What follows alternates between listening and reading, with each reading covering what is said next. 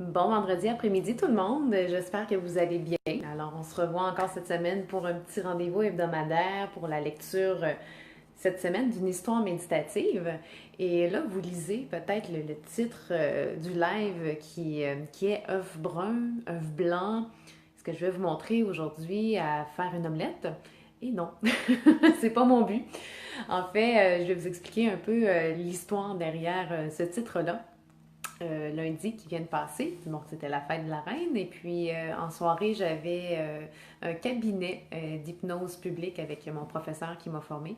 Et puis, justement, il a raconté une petite histoire, en fait, toute courte. Là, il a fait une allusion entre les œufs blancs et les œufs bruns.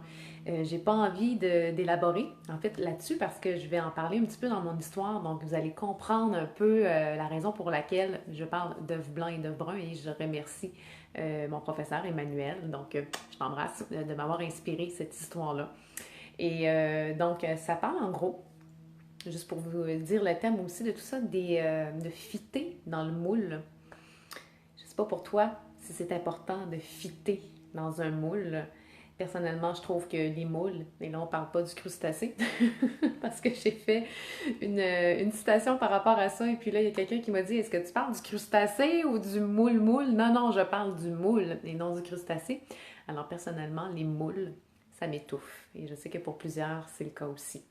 Et ça fait en sorte qu'on est un peu comme tout le monde, on veut être de la même couleur. Alors c'est un petit peu ce que je vais t'exprimer à travers l'histoire que je vais te partager aujourd'hui, qui s'intitule tout simplement œuf blanc ou œuf brun. Je t'en fais la lecture.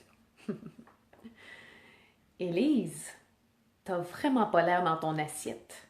Tu vas les embêter encore bien longtemps, les œufs de ton déjeuner? Ça devait bien faire 15 minutes qu'Élise les remuait, les piquait et les triturait, en plus de n'avoir presque pas touché à ses crêpes qu'habituellement elle faisait disparaître en 3 bouchées. Une partie d'Élise était heureuse de déjeuner avec Léa, cette amie si différente d'elle, mais qu'elle portait précieusement dans son cœur. Mais une autre était envahie par une couleur tellement terne. T'es-tu déjà sentie beige, Élise? Tu sais, comme si tu devais être comme tout le monde pour faire partie du moule. Avant de répondre, dis-moi, c'est important de faire partie du moule? Évidemment, sinon on est rejeté. Je vois. Justement, pendant que tu es en train de transformer les œufs de ton assiette en véritable carnage, je vais te raconter une histoire qui, par un hasard, qui ne l'est peut-être pas tant, parle d'œufs. Ça va, je la connais déjà l'histoire de Humpty Dumpty, l'œuf qui tombe en bas du mur. Ça n'a rien à voir avec comment je me sens en ce moment, cette histoire. Humpty Dumpty, c'est pas une marque de croustille. Aussi, mais non, je te parle de l'histoire.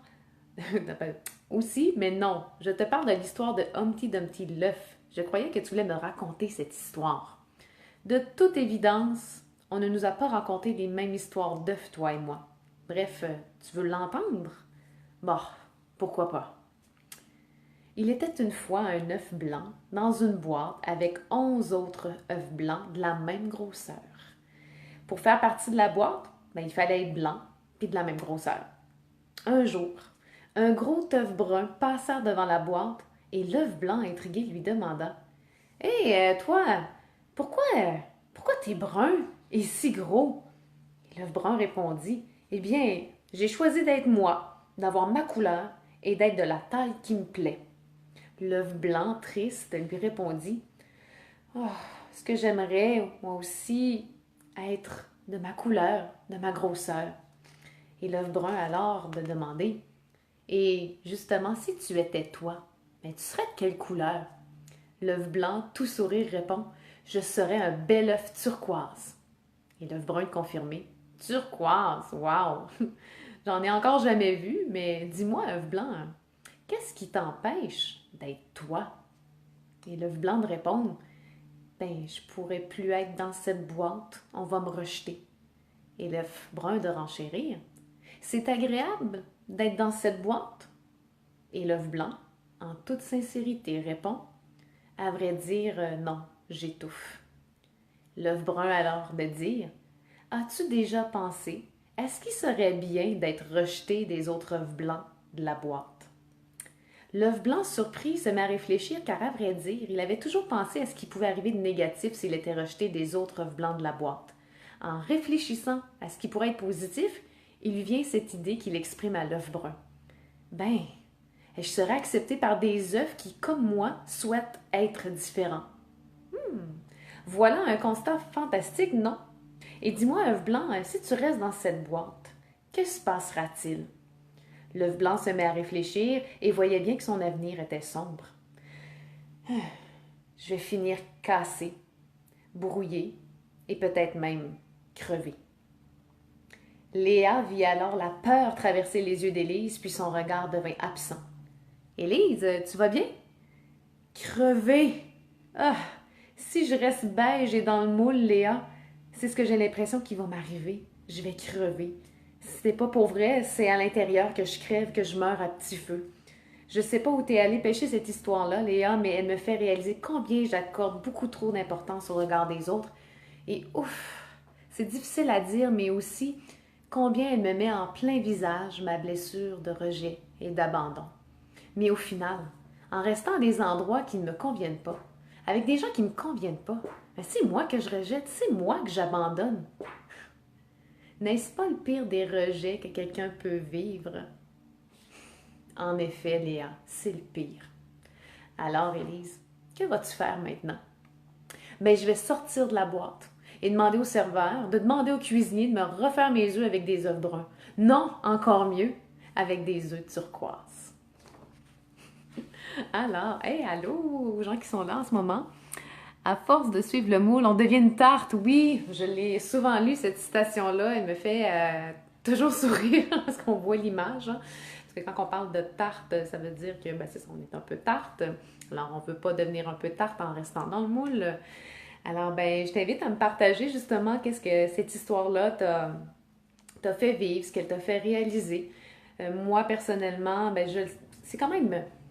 Je ne veux pas dire que c'est difficile, mais on est tellement pris dans beaucoup de moules dans notre société, que ce soit des moules par rapport à l'éducation, des moules par rapport à la religion, des moules par rapport à la famille, des moules par rapport à ce que devrait être une relation de couple, de comment on devrait élever nos enfants, de ci, de ça. Et honnêtement, ça étouffe. Alors, c'est de juste de revenir à ce que nous, on veut vraiment.